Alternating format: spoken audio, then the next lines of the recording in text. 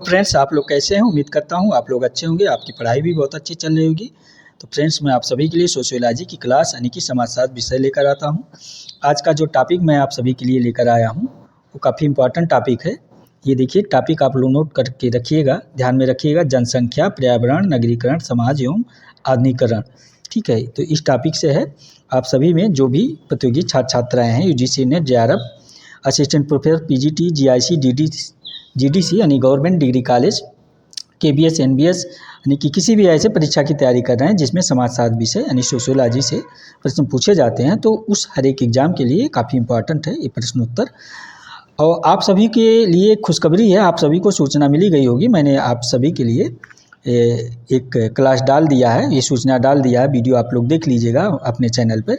तो ये आप सभी का टीजीटी, पीजीटी, असिस्टेंट प्रोफेसर यानी शिक्षा सेवा चयन आयोग जो है अपना एग्ज़ाम का डेट घोषित कर दिया है। आप लोगों को पता हो गया है कि एग्ज़ाम का डेट कब है, ये है ना।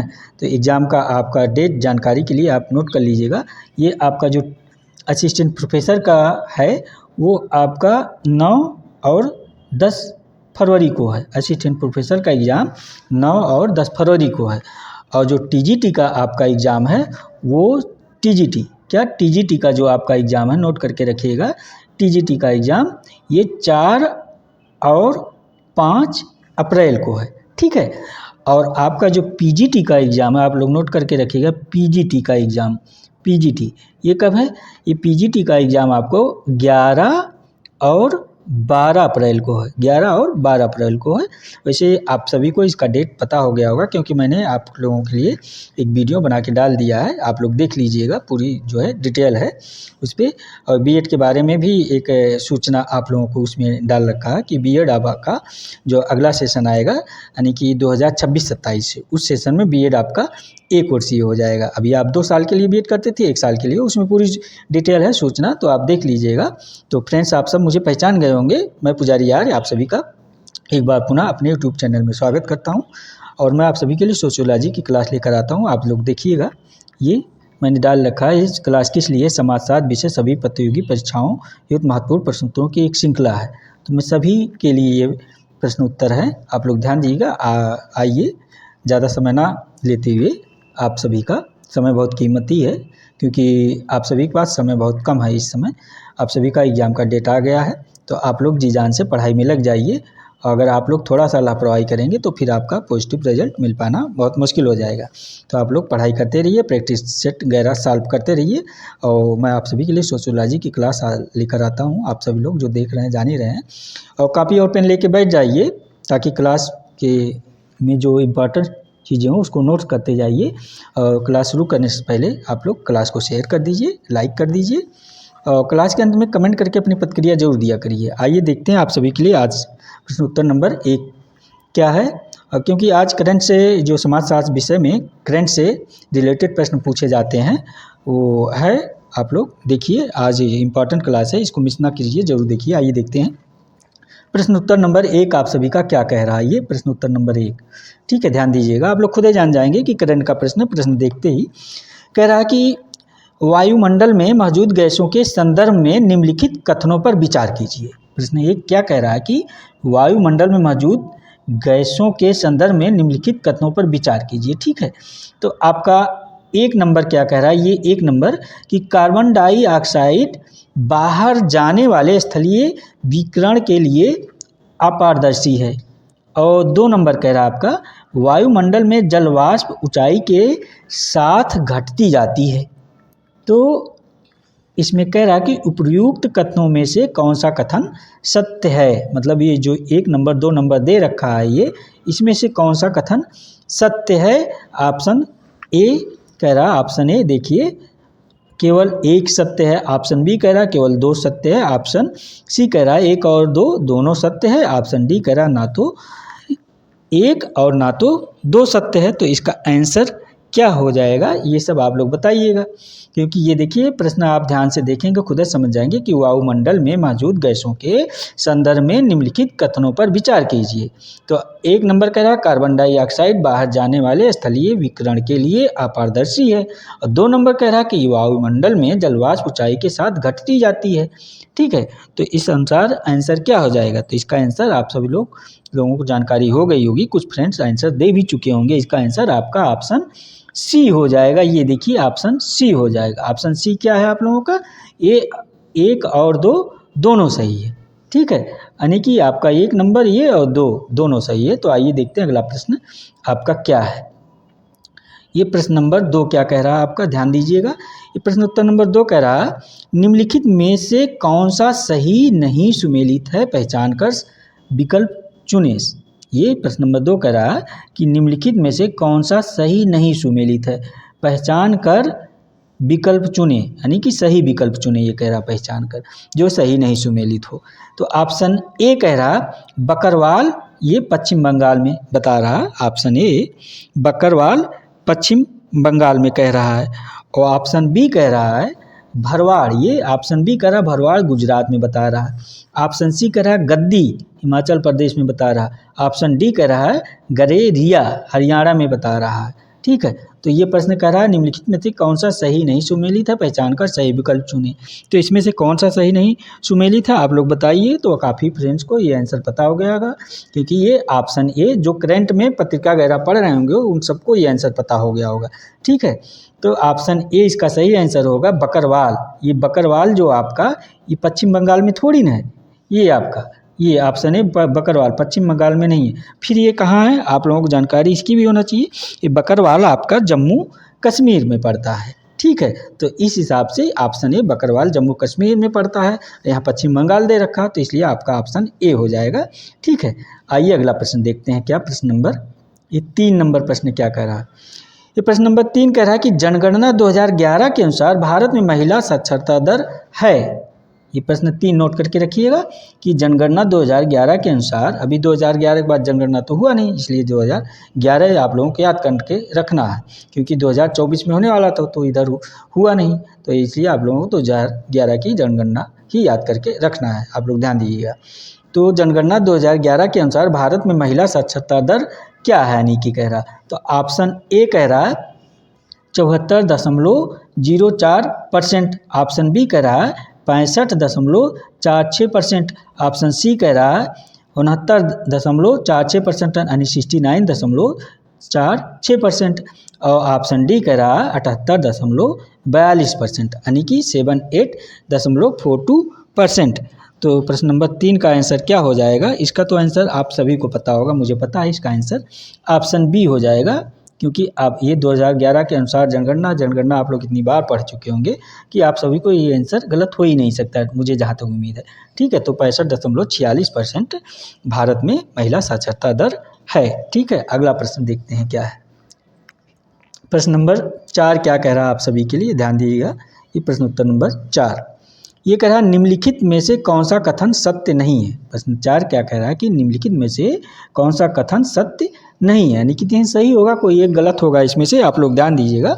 ऑप्शन ए कह रहा है ये आरक्षित वन पूर्णतः राज्य के नियंत्रण में होते हैं। ऑप्शन बी कह रहा है कि अवर्गीकृत वन के अंतर्गत चराई की अनुमति नहीं है। ऑप्शन सी कह रहा है कि सामुदायिक वनों का स्वामित्व और प्रबंधन स्थानीय निकायों द्वारा किया जाता है। ये ऑप्शन सी कह रहा है आपका।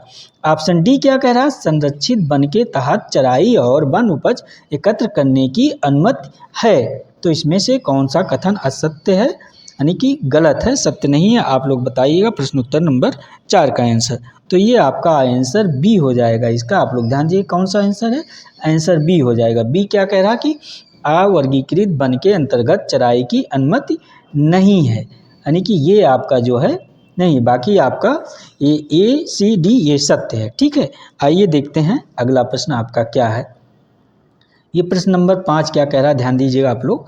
प्रश्न नंबर 5 कह रहा है कि निम्नलिखित युग्मों में से कौन सा सही सुमेलित नहीं है। प्रश्न नंबर 5 नोट करिएगा कि निम्नलिखित में जो है निम्नलिखित युग्मों में से कौन सा सही सुमेलित नहीं है। तो आपका ऑप्शन ए कह रहा, ये ऑप्शन ए क्या कह रहा है ध्यान दीजिएगा, प्रश्न नंबर 5 का ध्यान दीजिएगा। ऑप्शन ए कह रहा कोलम, यानी कि कोलम क्या है, ये ध्यान दीजिए आपका एक तरफ ये जनजातियां हैं, ये आप जो एरिया है जनजातियों का है, और ये एरिया आपका जो है ये प्रदेश है, यानी कि कौन सी जनजाति किस प्रदेश में पाई जाती है ये पूछ रहा है। तो ये कह रहा है कौन सा सही नहीं सुमेलित है।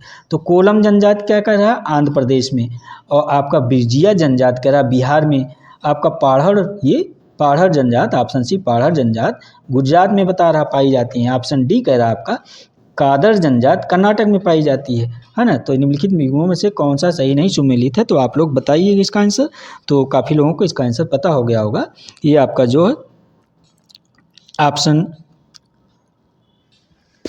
इसमें कौन सा ऑप्शन, कोलम आंध्र प्रदेश में जनजाति पाई जाती है, ये आपका सही ही है ऑप्शन ए। ठीक है, ऑप्शन बी बिरजिया जो है बिहार में पाई जाती है, ये भी सत्य है। ऑप्शन सी पाढ़ड़ जो है ये गुजरात में पाई जाती है, ये भी सत्य है। ऑप्शन डी कादर जनजाति ये कर्नाटक में पाई जाती है। तो चारों ऑप्शन तो सत्य है, इसमें असत्य क्या कह रहा है, तो ये निम्नलिखित युग्मों में से कौन सा सही सुमेलित नहीं है इसका आंसर। तो ये फ्रेंड्स ये देखिए जो है टाइप में मिस्टेक है, आप लोग ध्यान दीजिएगा, इसके सभी आंसर सही है। तो आप लोग ध्यान दीजिएगा, क्योंकि इसमें अगर कोई एक गलत होता तो उसको तो मैं बता देता, लेकिन ये सभी सही है।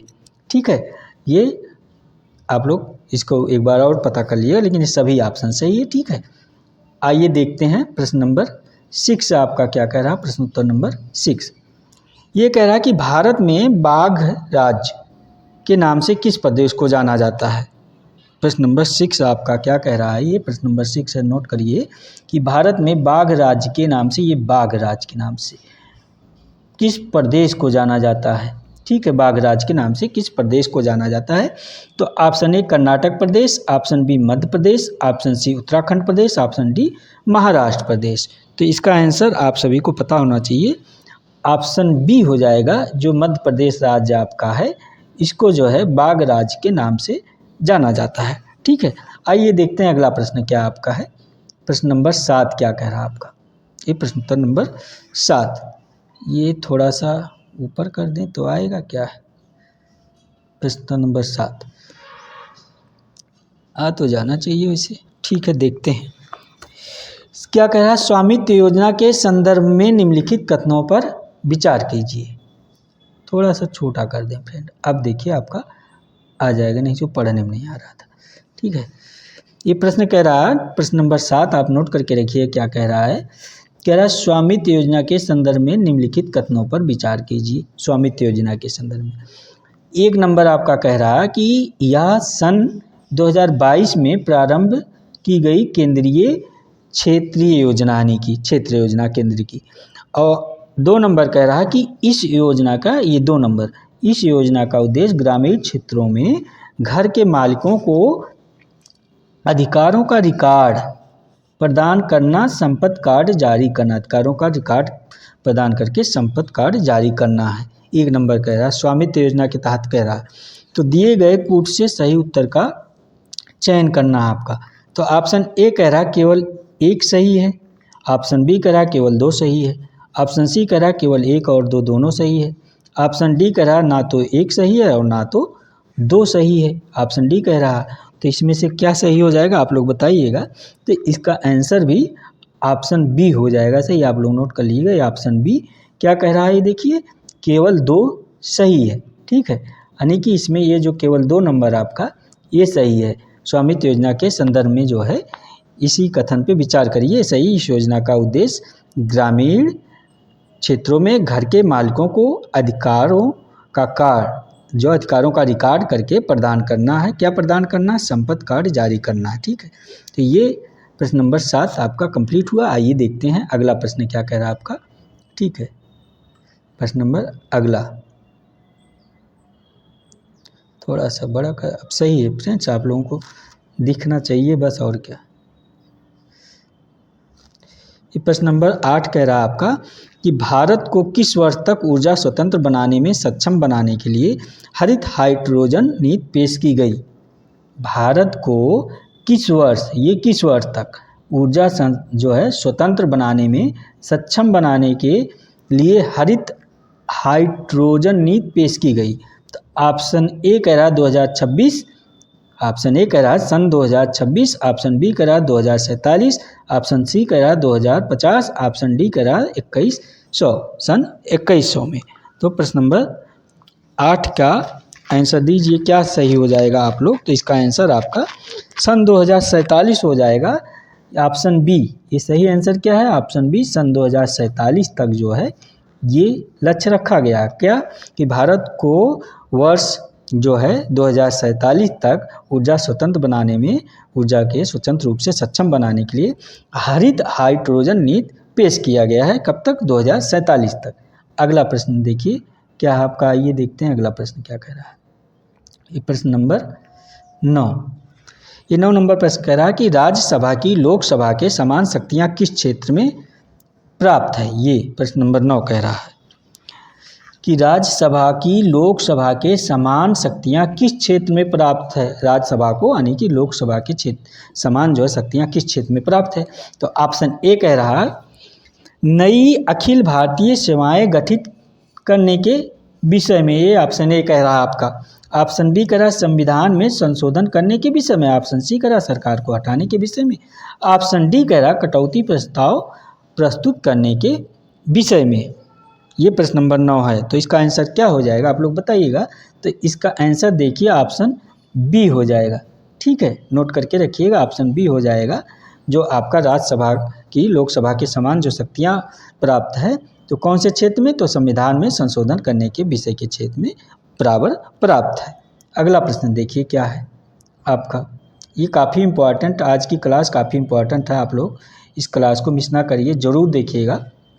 ठीक है, क्योंकि यहाँ से काफ़ी प्रश्न मिलेंगे आप लोगों को। जो UGC नेट 11 प्रशिक्षण प्रोफेसर का एग्ज़ाम होने वाला है, वो प्रतियोगी छात्र छात्राएँ ज़रूर इसको ध्यान में रखेंगे इस क्लास के बारे में। ठीक है, आइए देखते हैं आपका ये प्रश्न नंबर 10 क्या कह रहा है। प्रश्न नंबर 10 कह रहा कि आपका कुछ आज प्रश्न नंबर 10 आपका कह रहा, नोट करिएगा आप लोग इसको, कि निम्नलिखित में से किस नदी को केरल की जीवन रेखा के रूप में जाना जाता है? प्रश्न नंबर 10 क्या कह रहा कि निम्नलिखित में से किस नदी को केरल की जीवन रेखा के रूप में जाना जाता है, यानी केरल राज्य की बात कर रहा। ऑप्शन ए पेरियार नदी, ऑप्शन बी मंजेश्वरम नदी, ऑप्शन सी कवाई नदी, ऑप्शन डी है चलियार नदी। तो केरल की जीवन रेखा किस नदी को कहा जा रहा है? प्रश्न नंबर 10 का आंसर आप लोग दीजिएगा। ने कहा ना, जो करंट में होंगे ये वही लोग इस प्रश्न का आंसर दे पाएंगे। तो इसका आंसर पेरियार नदी है, ऑप्शन ए नोट करके रखिए, ऑप्शन ने पेरियार नदी। ठीक है, इस प्रश्न का आपका प्रश्न नंबर 10 का। आइए अगला प्रश्न देखते हैं क्या आपका कह रहा है। प्रश्न नंबर ये आ जाएगा, ये भी थोड़ा सा छोटा करना पड़ेगा फ्रेंड डिस्प्ले, क्योंकि मेरे पास बहुत अच्छे सिस्टम नहीं है, तो थोड़ा सा आप लोगों को दिक्कत होती है। इसके लिए मैं माफ़ी चाहूँगा फ्रेंड्स। ठीक है, तो प्रश्न 11 आपका क्या कह रहा है, ध्यान दीजिए 11 नंबर, कि सूर्य ग्रहण के प्रकारों के संदर्भ में निम्नलिखित कथनों पर विचार कीजिए। तो 1 नंबर क्या कह रहा है विचार करने का, कि पूर्ण सूर्य ग्रहण तब होता है जब पृथ्वी, सूर्य तथा चंद्रमा एक सीधी रेखा में होती है। और ये 2 नंबर कह रहा है कि वलयाकार सूर्य ग्रहण तब होता है जब चंद्रमा सूर्य और पृथ्वी के बीच से गुजरता है। हैं, तो ऑप्शन ये क्या कह रहा है इसका, दिए गए कूट से सही उत्तर चुनिए। तो ऑप्शन ए कह रहा कि ओनली 1 सही है, ऑप्शन बी कह रहा ओनली 2 नंबर सही है, ऑप्शन सी कह रहा 1 और 2 दोनों सही है, ऑप्शन डी कह रहा कोई नहीं सही है। तो प्रश्न 11 का आंसर दीजिए क्या हो जाएगा। तो इसका आंसर आपका ऑप्शन सी हो जाएगा। ऑप्शन सी क्या कह रहा है, ये देखिए ऑप्शन सी कह रहा है 1 और 2 दोनों सही है। तो यानी पूर्ण सूर्य ग्रहण तब होता है जब पृथ्वी, सूर्य तथा चंद्रमा के एक सीधी रेखा में होती है। ये तो आप सभी को पता है, बहुत पहले से पढ़ते आ रहे हैं हाई स्कूल से ही।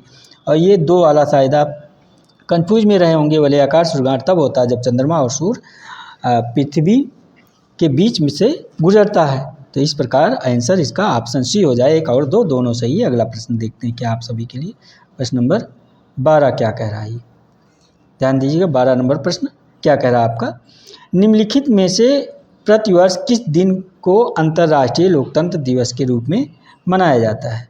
ठीक है, ये प्रश्न कह रहा है आपका कि निम्नलिखित में से प्रतिवर्ष किस दिन को अंतर्राष्ट्रीय लोकतंत्र दिवस के रूप में मनाया जाता है।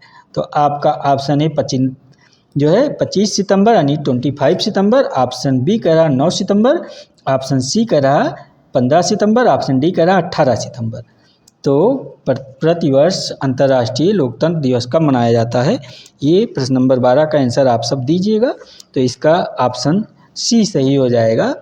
ये क्या है ऑप्शन सी, आप लोग ध्यान दीजिए, 15 सितंबर को प्रतिवर्ष अंतर्राष्ट्रीय लोकतंत्र दिवस के रूप में मनाया जाता है। ठीक है, आइए देखते हैं अगला प्रश्न क्या आपका है।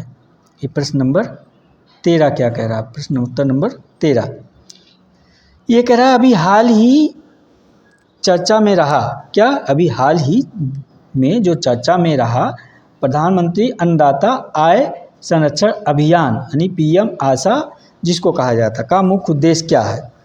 जो बहुत चर्चा में रहा अभी जल्दी में प्रधानमंत्री अन्नदाता आय संरक्षण अभियान, तो इसका मुख्य उद्देश्य क्या था। ऑप्शन ए कह रहा है किसानों को स्वास्थ्य बीमा प्रदान करना, ये ऑप्शन ए कह रहा है। ऑप्शन बी कह रहा है कृषि क्षेत्रों को मुफ्त बिजली प्रदान करना, ये ऑप्शन बी कह रहा है। ऑप्शन सी कह रहा है किसानों के बच्चों को मुफ्त शिक्षा प्रदान करना।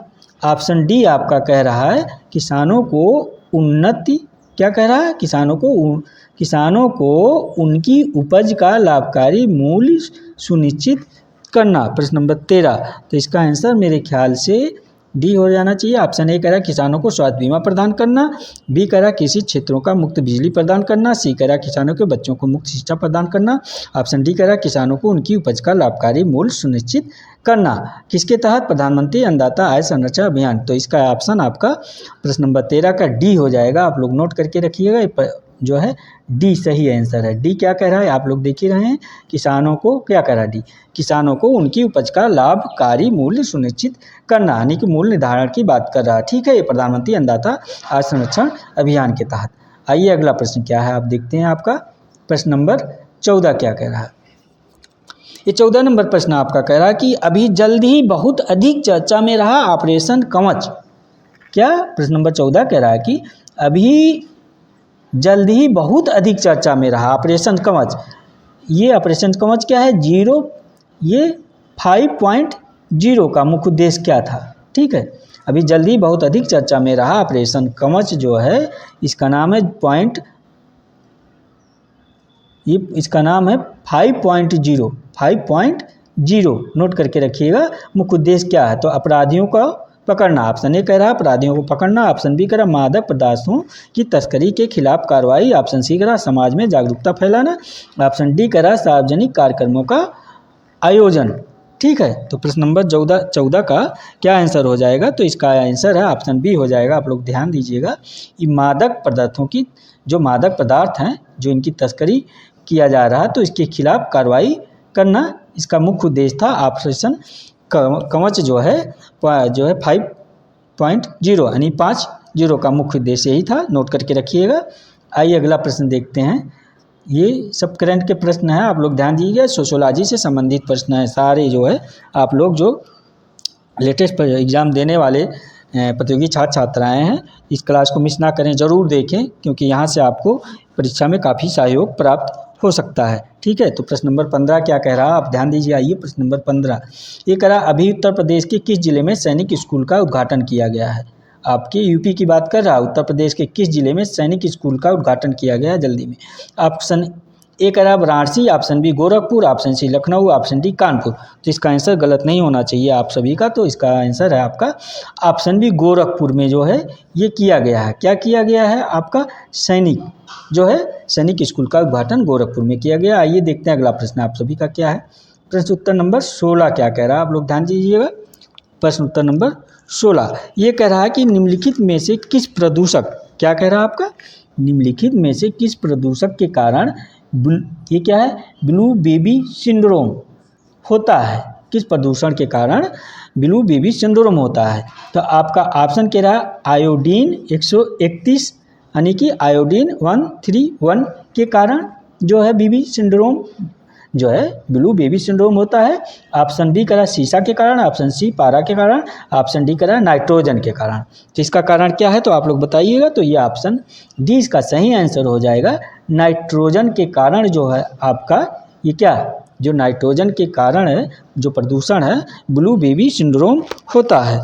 आइए देखते हैं आपका अगला प्रश्न क्या है। प्रश्न नंबर ये 17 आ गया। ये 17 नंबर प्रश्न आप सभी के लिए क्या कह रहा है, प्रश्न उत्तर नंबर 17। ये कह रहा है निम्नलिखित में से कौन सा युग्म सही नहीं सुमेलित है?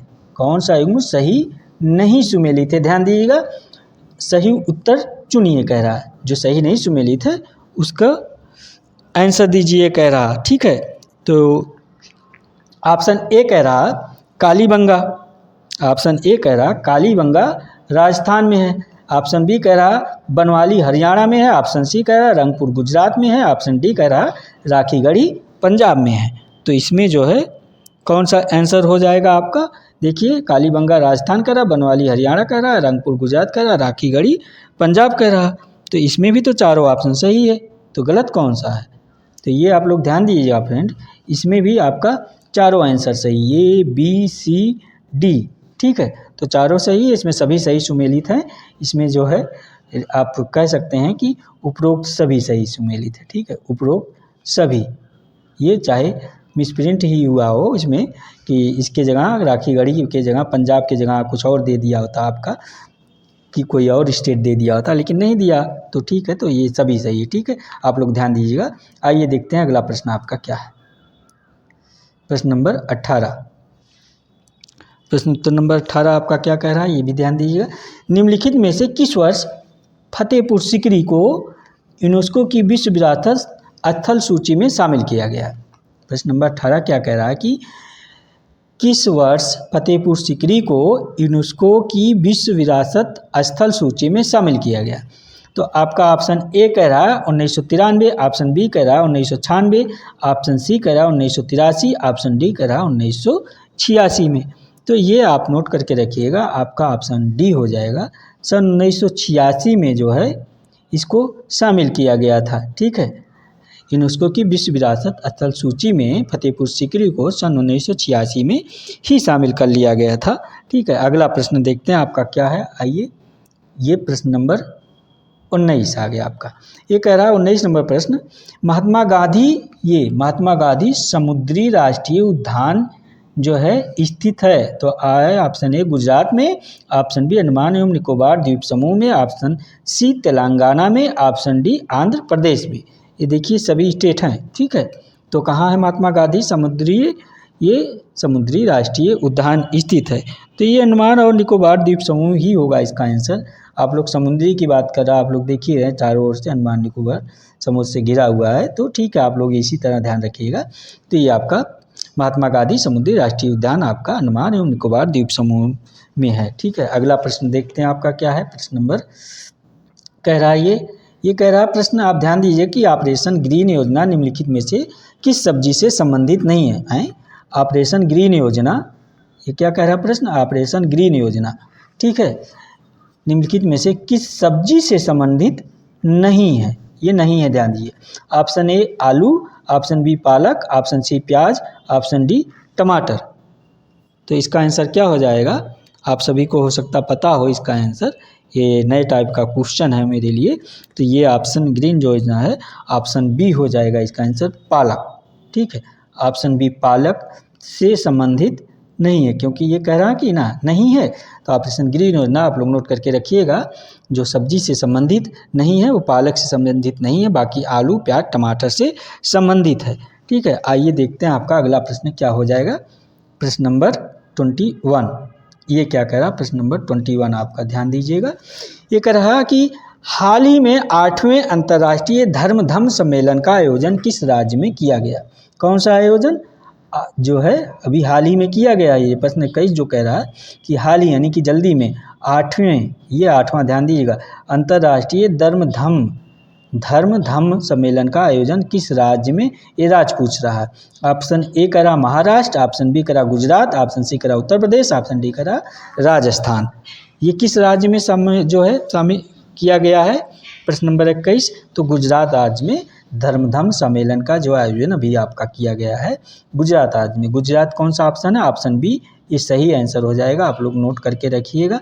ठीक है, ये सब प्रश्न संभवतः परीक्षा में पूछे जाने की अधिक से अधिक उम्मीद है, जहाँ तक मैं समझता हूँ। आप लोग नोट करके रखिएगा, इसलिए कह रहा हूँ बार बार इस क्लास को जरूर देखिएगा, मिस ना कीजिएगा। अगर एक बार प्रश्न समझ में ना आए तो आप दोबारा देख लीजिए, ताकि प्रश्न आपके ध्यान में रहे, परीक्षा में आप जाएं तो प्रश्न सामने आते ही आंसर कट्टे से मार के चले आएँ। तो प्रश्न नंबर 22 क्या कह रहा है, आप लोग ध्यान दीजिए। प्रश्न उत्तर नंबर 22 आपका क्या कह रहा? ये कह रहा है कि पंडित दीनदयाल उपाध्याय पशु चिकित्सा विज्ञान विश्वविद्यालय एवं गौरक्षा अनुसंधान संस्थान कहाँ स्थित है? पंडित दीनदयाल उपाध्याय पशु चिकित्सा विज्ञान विश्वविद्यालय एवं गौरक्षा अनुसंधान संस्थान कहाँ स्थित है? तो आपका ऑप्शन ए है Lucknow, option B Meerut, option C Ayodhya, option D Mathura. तो इसका आंसर आप सभी का गलत होने नहीं चाहिए, क्योंकि ये तो अभी बहुत चर्चा में रहा है, जान ही रहे हैं। तो ऑप्शन डी मथुरा है। ठीक है, तो इसको नोट करके रखिएगा, ये मथुरा में है पंडित दीनदयाल उपाध्याय पशु चिकित्सा विज्ञान विश्वविद्यालय एवं गौरक्षा अनुसंधान संस्थान। अगला प्रश्न आइए देखते हैं आपका क्या कह रहा। ये प्रश्न नंबर 23 है आपका। 23 नंबर क्या कह रहा कि आर्य समाज की स्थापना स्वामी दयानंद सरस्वती ने सन 1875 में कहाँ किया था? प्रश्न नंबर 17 इम्पॉर्टेंट है, नोट करके रखिएगा कि आर्य समाज की स्थापना स्वामी दयानंद सरस्वती ने सन 1875 में कहाँ किया था। ये प्रश्न इस तरह भी बन सकता है कि आर्य समाज की स्थापना जो है स्वामी दयानंद सरस्वती किस सन में किया था, ये सन भी पूछा जा सकता। तो सन यहाँ 1875 ऑलरेडी दे ही चुका है, क्योंकि ये प्रश्न इस तरह पूछा जा चुका है, इसलिए मैं आप सभी को बता रहा हूँ। ठीक है, और ये भी इस तरह बन सकता है कि आर्य समाज की स्थापना स्वामी दयानंद सरस्वती ने बम्बई में इसकी स्थापना किस सन में किया? तो सन 1875 में किया था। तो इसका ऑप्शन आपका बम्बई, देखिए मैंने आंसर दे ही दिया। तो ऑप्शन ए बम्बई है, option B Madras, option C Lahore है, ऑप्शन डी कोलकाता है। तो आर्य समाज की स्थापना स्वामी दयानंद सरस्वती ने सन 1875 में बम्बई में किया था। इसका आंसर आप लोग नोट कर लीजिएगा। ठीक है, कि वैसे तो इसका आंसर आप सभी को पता ही होगा, क्योंकि ये ऐसा प्रश्न नहीं है, ये बार बार पूछे जाने वाले प्रश्न हैं, रिपीटेड प्रश्न हैं। ठीक है, तो आप जान ही रहे हैं सत्यार्थ प्रकाश इनकी प्रमुख बुक सही है, जो स्वामी दयानंद सरस्वती की सत्यार्थ प्रकाश प्रमुख बुक रही है, और ये निराकार ईश्वर की उपासना की तरफ इनकी रुझान रही है। ये मूर्ति पूजा का विरोध करते हैं, स्वामी दयानंद सरस्वती मूर्ति पूजा मंदिर मस्जिद का विरोध करते हैं, ये निरंकार ईश्वर की पूजा की बात करते हैं, ओम पूजा की बात करते हैं। इनकी प्रमुख रचना सत्यार्थ प्रकाश है, इसको नोट करके आप लोग रखिएगा। ठीक है, आइए देखते हैं अगला प्रश्न क्या है। प्रश्न नंबर 24 क्या कह रहा है आप सभी का। ये कह रहा है निम्नलिखित में से कौन सा एक सही नहीं सुमेलित है?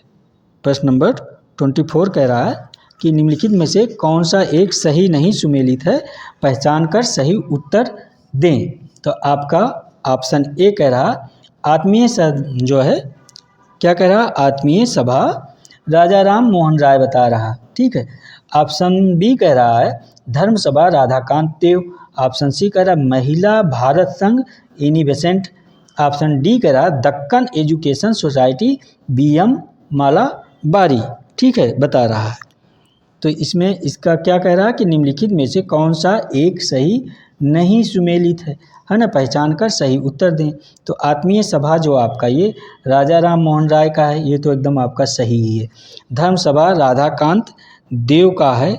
ठीक है, धर्म सभा आपका राधाकांत देव का है, ये भी एकदम सही है आपका। महिला भारत संघ की जो स्थापना आपका एनी बेसेंट की है, ये भी सही है, ऑप्शन सी भी सही है आपका।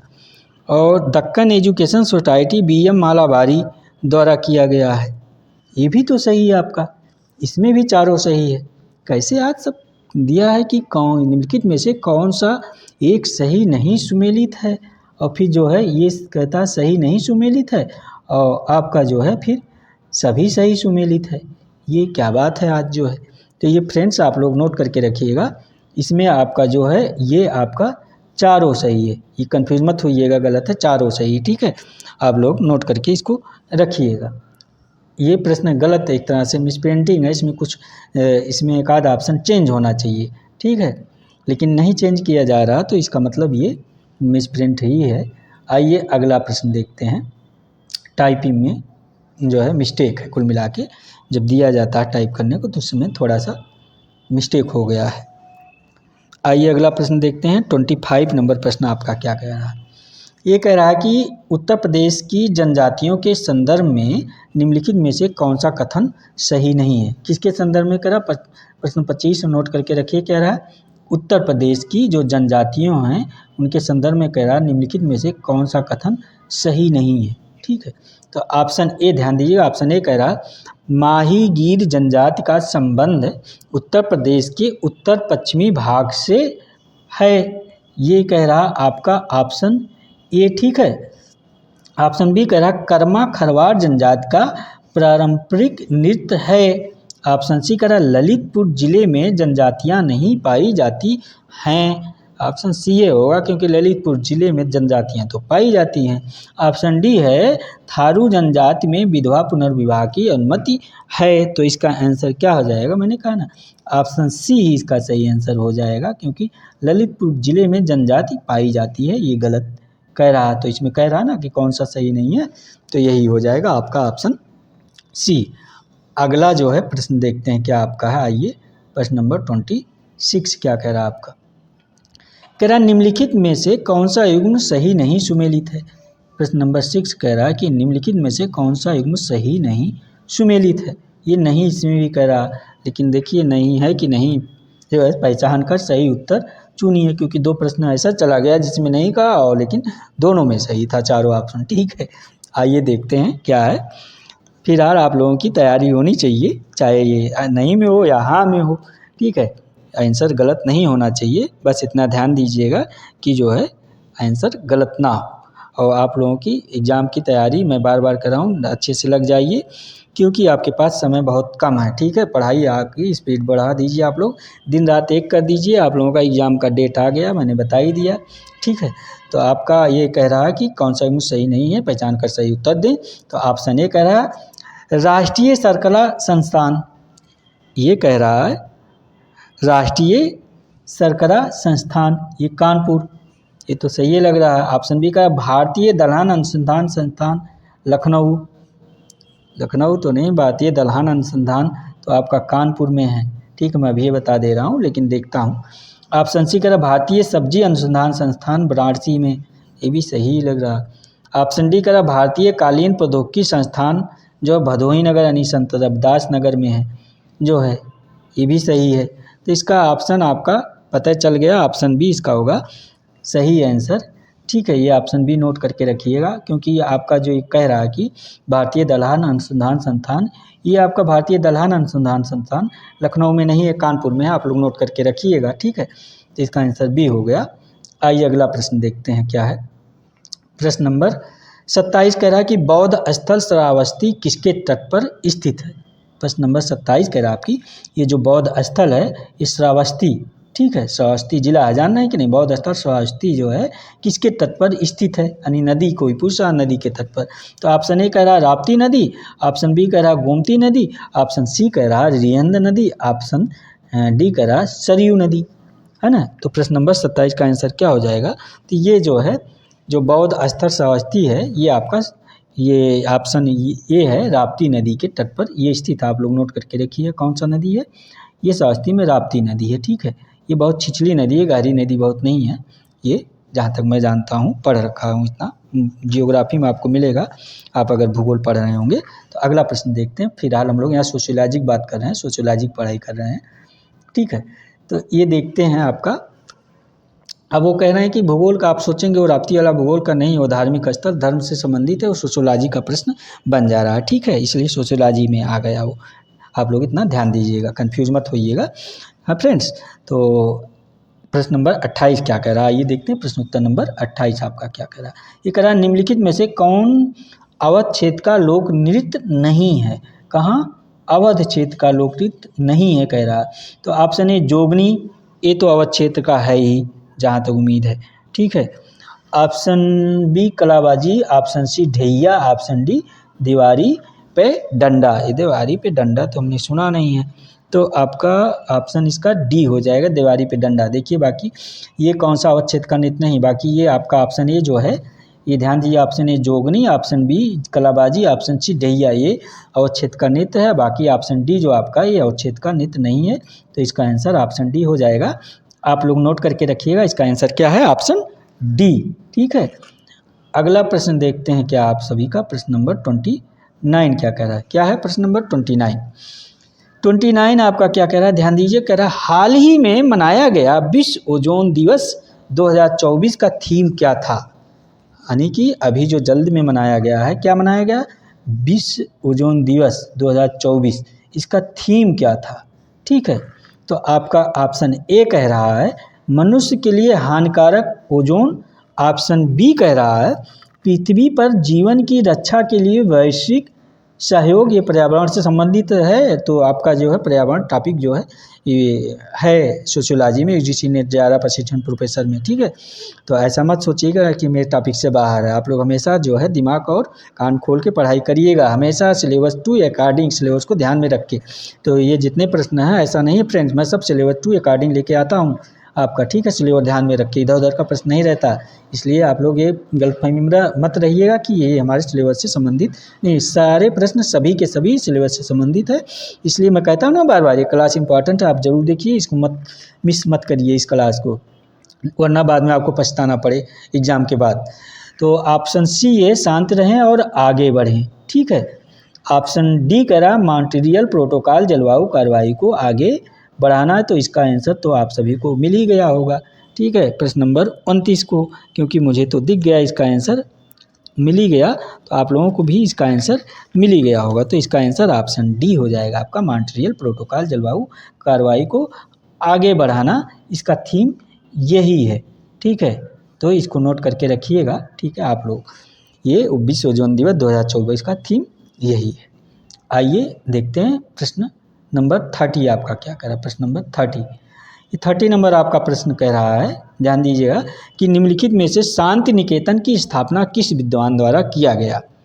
प्रश्न नंबर 30 क्या कह रहा है कि निम्नलिखित में से शांति निकेतन की स्थापना किस विद्वान द्वारा किया गया? ठीक है। तो इसको नोट करिएगा। ऑप्शन ए कह रहा है रविन्द्रनाथ टैगोर, ऑप्शन बी अकबर बादशाह शांति निकेतन की स्थापना कहाँ करेंगे, ऑप्शन सी राजा राम मोहन राय, ऑप्शन डी स्वामी दयानंद सरस्वती। तो प्रश्न नंबर 30 नोट करके रखिएगा, ये सब प्रश्न इंपॉर्टेंट है। शांति निकेतन की स्थापना जो किस विद्वान द्वारा किया गया, तो इसका ऑप्शन आप सभी को पता चल गया होगा कि ये रविन्द्रनाथ टैगोर महोदय द्वारा शांति निकेतन की स्थापना किसके द्वारा किया गया है? रविन्द्रनाथ टैगोर महोदय के द्वारा। ऑप्शन ये सही आंसर हो जाएगा, इसको आप लोग नोट करके रखिएगा। हालांकि ऐसे प्रश्न आप लोग गलत नहीं करेंगे, क्योंकि मुझे पता है, क्योंकि ये सब प्रश्न बार बार पूछे जाते हैं। वैसे आपके जो ये अकबर हैं, अकबर बादशाह, ठीक है, इन्होंने दीन इलाही धर्म की स्थापना किया था, इसको भी आप लोग नोट करके रखिएगा। आपके राजा राम मोहन राय जो हैं, ये ब्रह्म समाज की स्थापना की थी, इसको भी नोट करके रख लीजिएगा अब जब आप आ ही गए हैं यहाँ। स्वामी दयानंद सरस्वती ये जो है आपके आर्य समाज की स्थापना की थी। अभी आपका पिछला प्रश्न मिला ही था, आर्य समाज की स्थापना 1875 में कहाँ पे किया गया? मुंबई में किया गया।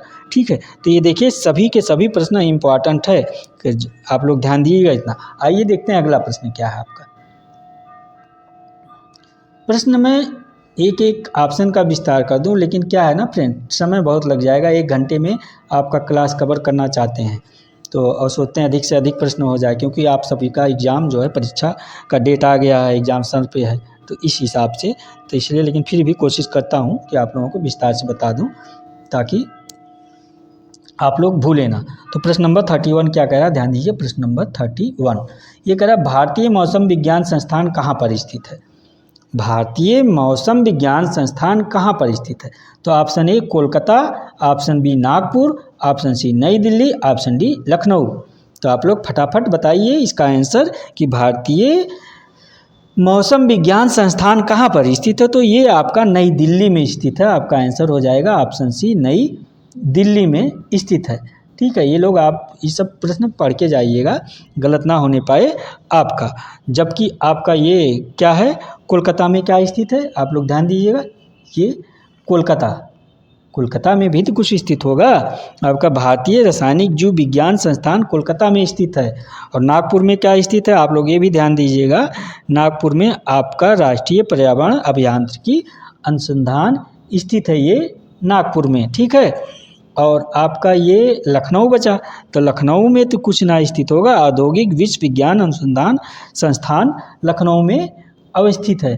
ठीक है, ये प्रश्न पूछे जाने की संभावना है, क्योंकि लेटेस्ट हैं, इसलिए मैं आपको रिपीट कर दे रहा हूँ सभी ऑप्शन को, नहीं तो एक ही ऑप्शन बताता। आइए देखते हैं अगला प्रश्न क्या है।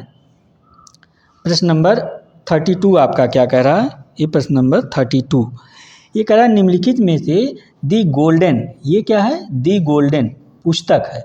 कह रहा है निम्नलिखित में से दी गोल्डन पुस्तक के रचनाकार कौन है, यानी कि दी गोल्डन पुस्तक के लेखक या लेखिका या रचनाकार या रचयिता कौन है। तो ऑप्शन ए कह रहा वेद व्यास महोदय, है ना, ये महोदय नहीं होंगे, वेद व्यास ऋषि हैं जो है, बहुत पुराने हैं। ठीक है, sorry friend, Ved Vyas. Option B Sarojini Naidu, option C Rabindranath Tagore, option D Devaki Nandan Khatri. ठीक है, तो इसका आंसर क्या हो जाएगा, दी गोल्डन पुस्तक के रचनाकार कौन है।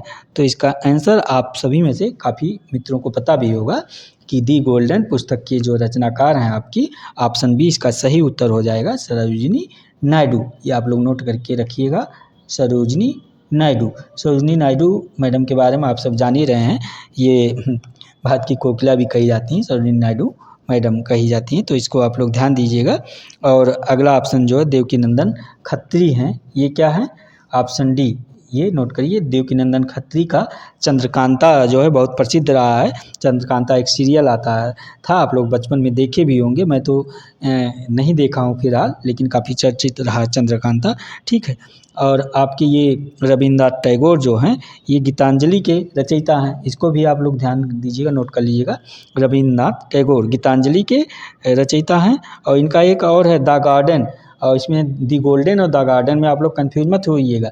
जो है द गार्डन जो पुस्तक है, ये आपका रविन्द्रनाथ टैगोर का गीतांजलि और द गार्डन है, ये सरोजिनी नायडू की दी गोल्डन है। ठीक है, यानी द गोल्डन भी कह सकते हैं आप उसको, दी को दा भी पढ़ा जाता है, दी भी आप लोग जान ही रहे हैं इंग्लिश में जो है ना। और वेद व्यास जो आपके ये हैं, ये वेद व्यास भी काफ़ी चर्चित और फेमस हैं। महाभारत आप सभी लोग देखे होंगे, महाभारत सीरियल आता था। ठीक है, वेद व्यास इसी का। आइए देखते हैं अगला प्रश्न क्या कह रहा है आपका, प्रश्न नंबर 33। टाइम ज़्यादा ना हो जाए थोड़ा सा, मैं सोचता हूँ क्लास आपका 1 घंटे के अंदर कंप्लीट हो जाए। हाँ फ्रेंड्स, तो आइए देखते हैं, लेकिन जब इम्पोर्टेंट दिखने लगता है, मुझे लगता है प्रश्न आएगा तो मैं पूछा जा सकता है, तो उसको विस्तार करने लगता हूँ। तो प्रश्न नंबर 30 ये आपका क्या कह रहा है, 33 प्रश्न नंबर। अभी हाल ही में नियुक्त किए गए भारत के मुख्य न्यायाधीश कौन है, संजीव खन्ना। भारत के मुख्य न्यायाधीश अभी हाल ही में नियुक्ति किए गए हैं, बहुत जल्दी, आपको लेटेस्ट में याद होगा कि भारत के मुख्य न्यायाधीश कौन है, जो न्यायमूर्ति संजीव खन्ना 21 नंबर पर आते हैं। अच्छा, इनका जो क्रम पूछा किस नंबरों के राष्ट्रपति हैं, वो सॉरी फ्रेंड, राष्ट्रपति का किस नंबर के मुख्य न्यायाधीश हैं। तो ये ऑप्शन ए 50वें नंबर के, ऑप्शन बी 91 नंबर के, ऑप्शन सी 92 नंबर के, ऑप्शन डी 94 नंबर के। तो आप लोग ध्यान दीजिएगा, ये जो है संजीव खन्ना जो आपके मुख्य न्यायाधीश हैं, ये 91 नंबर के मुख्य न्यायाधीश हैं संजीव खन्ना, जो न्यायमूर्ति हैं। इसके पहले आपके ये किसका स्थान लिए हैं, डीवाई चंद्रचूड़ थे इसके पहले, यानी धनंजय यशवंत चंद्रचूड़ थे इसके पहले। और ये जो आपके रहेंगे संजीव खन्ना न्यायमूर्ति जो है, ये मई 2025 तक रहे, मई 2025 में रिटायर्ड होंगे। ठीक है, आइए अगला प्रश्न आपका देखते हैं क्या करा, प्रश्न नंबर ये 34 प्रश्न आ गया। 34 नंबर क्या कह रहा है कि भारत में, ये 34 ध्यान दीजिए, कह रहा कि वर्तमान में भारत सरकार के नीति आयोग के उपाध्यक्ष कौन है। ये देखिए भी प्रश्न पूछे जा सकते हैं। ये सब प्रश्न UGC NET JRF assistant professor के लिए काफ़ी इंपॉर्टेंट है फ्रेंड, ध्यान दीजिएगा आप लोग, ठीक है। ये आपका जो असिस्टेंट प्रोफेसर का एग्जाम आने वाला है यूजीसी नेट जेआरएफ जो दिसंबर जनवरी वाला देंगे आप लोग, जो फार्म पड़ रहा, ये सब एकदम समझिए रामबाण है प्रश्न, ठीक है। यही सब प्रश्न बनते हैं करंट से और आपका अर्थव्यवस्था से, ये राज्य व्यवस्था से है। तो प्रश्न 34 कह रहा है वर्तमान में भारत सरकार के नीति आयोग के उपाध्यक्ष कौन है। जब हम पढ़ते थे जो पहले काफ़ी मोन्टेक सिंह आहुलिया थे, सबको याद था, एकदम रटा गया था जो है ना। लेकिन अब देखिए कौन है, अब आप लोगों को ये रटा के रखना चाहिए। तो ऑप्शन ए कह रहा है सुमन बेरी, ऑप्शन बी कह रहा है प्रीति सूदन, ऑप्शन सी कह रहा है M Jagdish Kumar, option D कह रहा है विजया किशोर राहटकर। वर्तमान में भारत सरकार के नीति आयोग के उपाध्यक्ष कौन है, तो इसका आंसर आप सबको मालूम होना चाहिए। ऑप्शन ए है सुमन के बेरी, ऑप्शन ए सही आंसर इसका है सुमन के बेरी। ये नोट करके रखिए, सुमन के बेरी महोदय जो हैं ये आपके नीति आयोग के उपाध्यक्ष हैं आपके। और ये प्रीति सूदन जो आपके हैं, ये अगले ऑप्शन ये प्रीति सूदन, ये प्रीति सूदन महोदय क्या है, ये अध्यक्ष संघ लोक सेवा आयोग के अध्यक्ष हैं, ठीक है।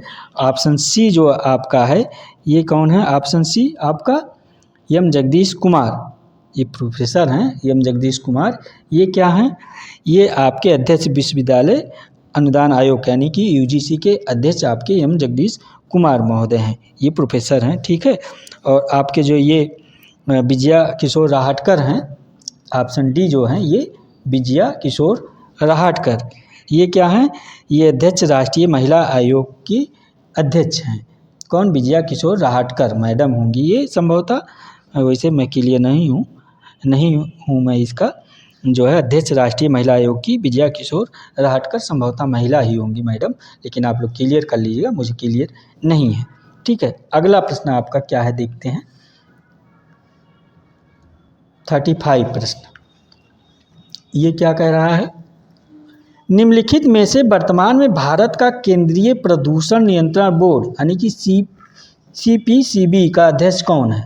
निम्नलिखित में से वर्तमान की बात कर रहा है, आप लोग ध्यान दीजिएगा, इसलिए कहते हैं कि प्रश्न सब लेटेस्ट हैं। वर्तमान में भारत के केंद्रीय प्रदूषण नियंत्रण बोर्ड के अध्यक्ष कौन हैं, तो आपका option A Prasoon Joshi, option B Tanmay Kumar, option C Meenesh क्या है मीनेश शाह, ऑप्शन डी मृत्युंजय कुमार नारायण। तो इसका प्रश्न नंबर 35 का आंसर क्या हो जाएगा, आपका नोट करके रखिएगा, ऑप्शन बी इसका आंसर हो जाएगा ये तन्मय कुमार। क्या है ये तन्मय कुमार जो हैं ये आपके, ये तन्मय कुमार ऑप्शन बी ये सही आंसर है। वर्तमान में भारत के केंद्रीय प्रदूषण नियंत्रण बोर्ड के अध्यक्ष हैं तन्मय कुमार, ठीक है।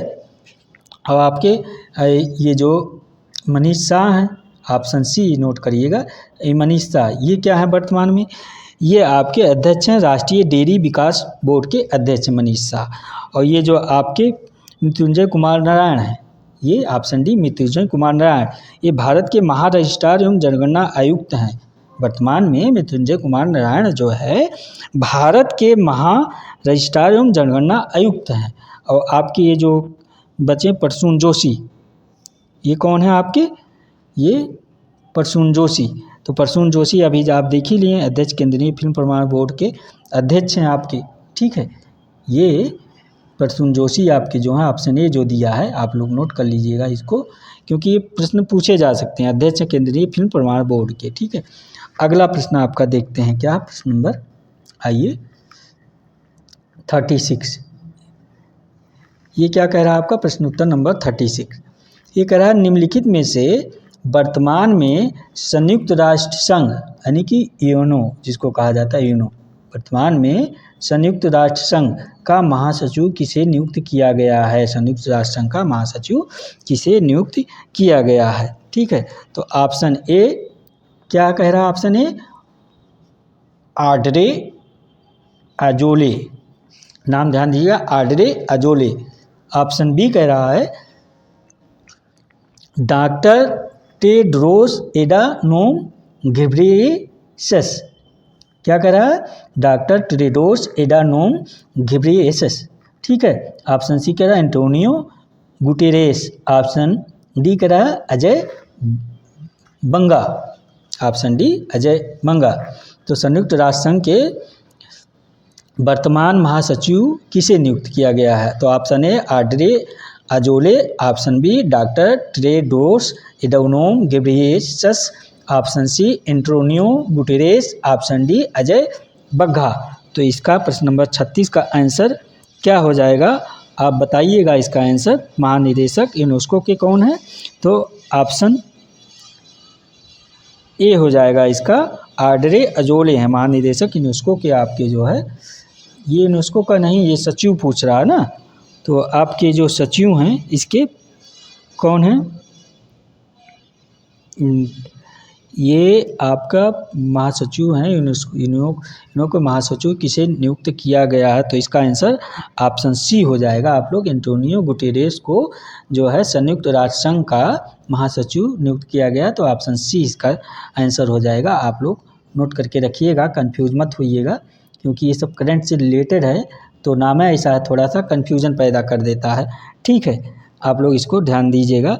और ये जो आड्रे अजोले आपके हैं, जो मैं अभी आड्रे अजोले ऑप्शन ये बता रहा था आपको, ये क्या है, इनको भी नोट कर लीजिए। ये महानिदेशक है यूनेस्को को, ठीक है, वो महासचिव हैं यूनेस्को के, महानिदेशक हैं, ये आप लोग नोट करके रखिएगा।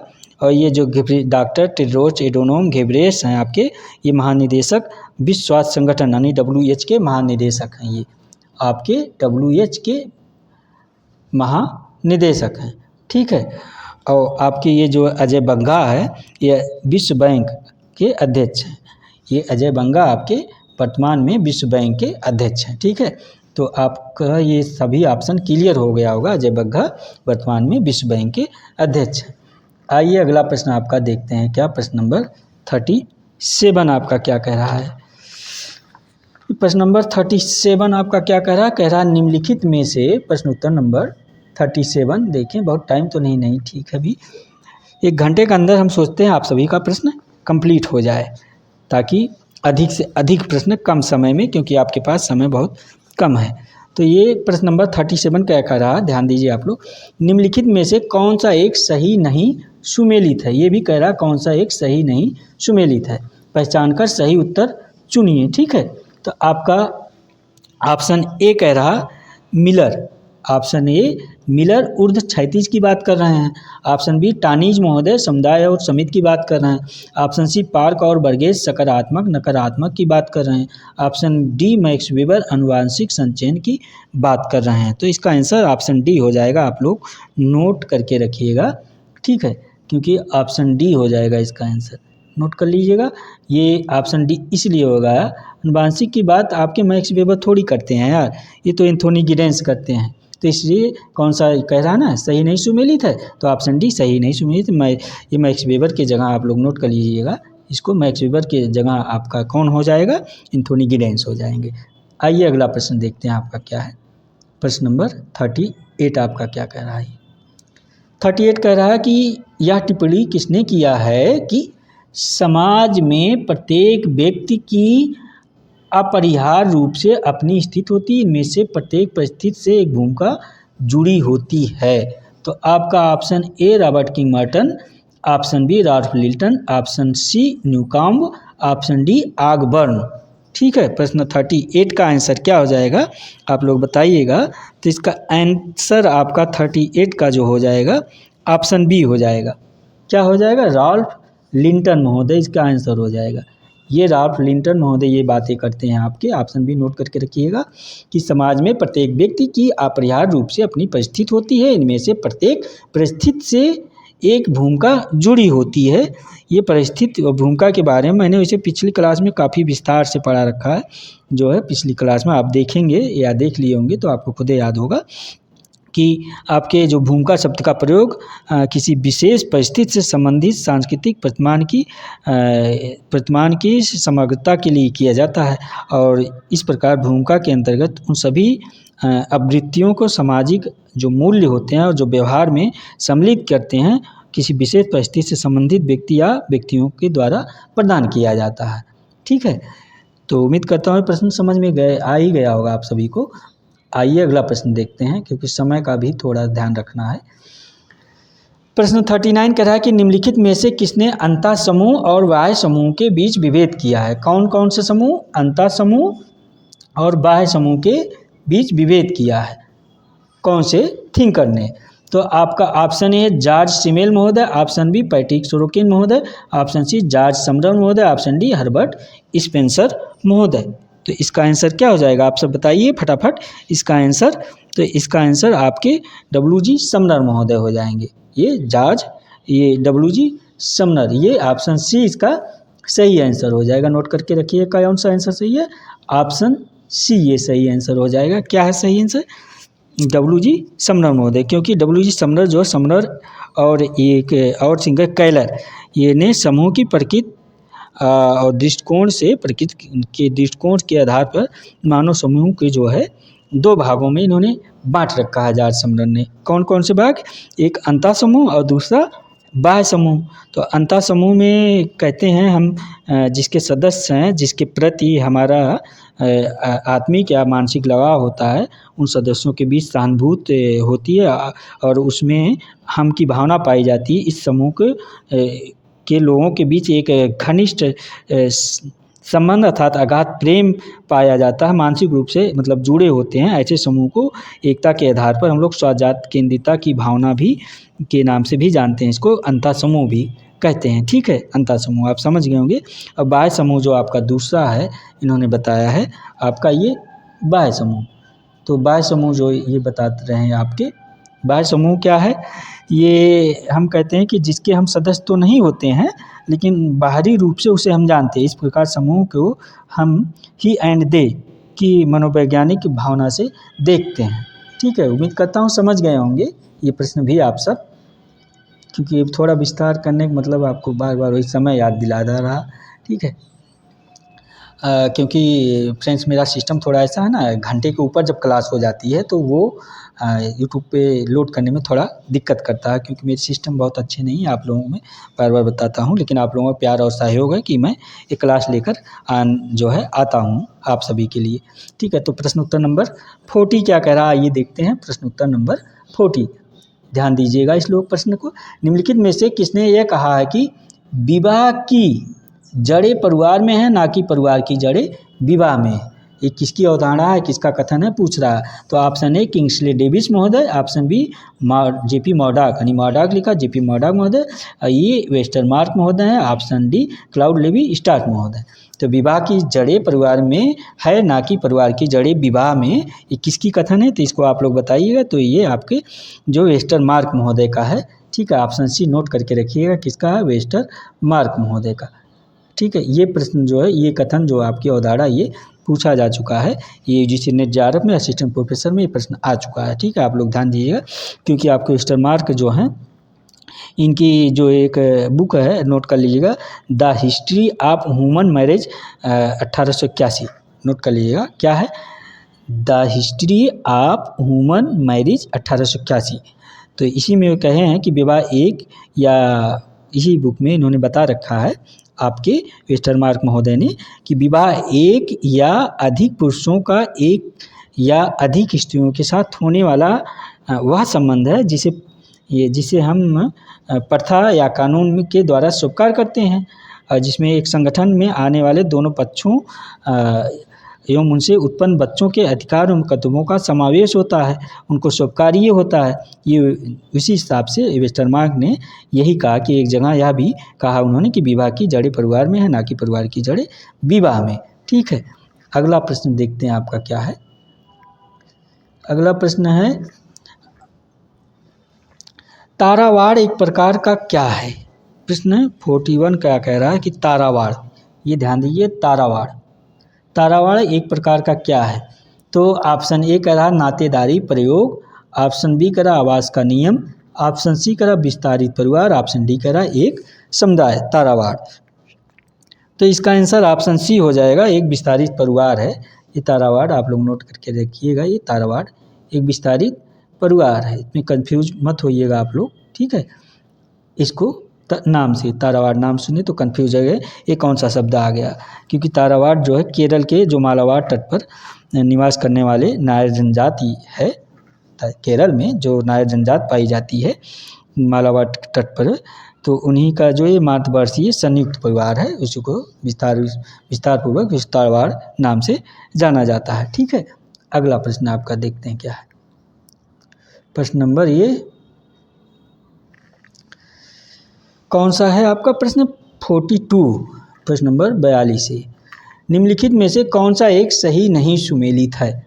इसमें भी करा निम्नलिखित में से कौन सा एक सही नहीं सुमेलित है, ये नहीं ध्यान दीजिएगा। आपका जेपी मर्डॉक महोदय का ऑप्शन ए बता रहा, आप लोग ध्यान दीजिएगा। ऑप्शन ए कर रहा जेपी मर्डॉक महोदय, ये क्या बता रहा है, सोशल स्ट्रक्चर। ठीक है, जेपी मर्डॉक महोदय का सोशल स्ट्रक्चर बता रहा, ये तो मुझे सही लग रहा है। ठीक है, और के.एम. कपाड़िया अभी के लिए कि ये Kingsley Davis marriage and family in India. ठीक है, ऑप्शन जे है Westermarck short history of marriage आ गया। ठीक है, और मैक्स वेबर महोदय आपका the religion of India, the sociology of Hinduism Buddha. तो ये आपका देखिए मैंने पहले ही बता दिया था, नाम से मुझे marriage and family in India KM. Kapadia मुझे पहले ही लग गया था, इसलिए मुझसे निकल भी गया था। तो इसका आंसर कौन सा सही नहीं सुमेलित है, ऑप्शन बी हो जाएगा ये, ना कि किंग्सले डेविड है। ठीक है, आप लोग नोट कर लीजिएगा, ये के.एम. कपाड़िया है, ये मैरिज एंड, ये नोट करके रखिए, ये जो marriage and family KM. Kapadia महोदय का है, ना कि किंग्सले डेविड महोदय का है। अगला देखते हैं प्रश्न क्या है। ये अगला प्रश्न आपका क्या है, प्रश्न आपका आज कितने प्रश्न थे आप ध्यान दीजिएगा। आपका आज ये 42 प्रश्न थे। ठीक है फ्रेंड्स, ये 42 प्रश्न थे आपके, और जो परीक्षा के दृष्टि से काफ़ी महत्वपूर्ण हैं। आप लोग इस क्लास को मिस ना कीजिएगा, ज़रूर देखिएगा। मैं तो बार बार आपसे यही कहूँगा, क्योंकि आप सभी का एग्ज़ाम भी आ गया। देखिए 4-5 फरवरी को आपका ये सॉरी फ्रेंड, आपका जो है फरवरी में आपका असिस्टेंट प्रोफेसर का आ गया एग्ज़ाम। 9-10 फरवरी को असिस्टेंट प्रोफेसर का है, आप लोग जान ही रहे हैं परीक्षा। और टीजीटी आपका 4-5 अप्रैल को है। टीजीटी की परीक्षा 4-5 अप्रैल को है, पीजीटी की परीक्षा 11-12 अप्रैल को है। असिस्टेंट प्रोफेसर की 9-10 फरवरी को, आप लोग डेट नोट कर लीजिएगा। ठीक है, और ये मेरा चैनल है, मैं अपना चैनल का नाम तो आप लोगों को बताता ही हूँ। ये आप लोग चैनल जान ही रहे हैं, जो देख रहे हैं इस चैनल को आप लोगों अपने यार दोस्तों मित्र को शेयर कर दीजिए। और टेलीग्राम लिंक पे आपको ऑफिशियल पुजारी पे आप लोगों को सूचना जानकारी मिली जाएगी, अगर आप वहाँ जुड़ जाएँ। और व्हाट्सअप नंबर ये है 9452 733 146 पे 86 पे, अगर आप लोग इस पे व्हाट्सअप मैसेज करके शिक्षा से संबंधित जानकारी प्राप्त कर सकते हैं। ठीक है फ्रेंड, तो आज की क्लास आप सभी को कैसी लगी तो आप लोग कमेंट करके ज़रूर बताइएगा, अपना प्रतिक्रिया ज़रूर दीजिएगा। अगली क्लास कैसी चाहिए, किस टॉपिक पे चाहिए, ये भी बताइएगा, और क्लास को शेयर कर दीजिए। आप लोग एक लाइक कर दीजिए। आप सभी का बहुत बहुत धन्यवाद। Thank you very much friend.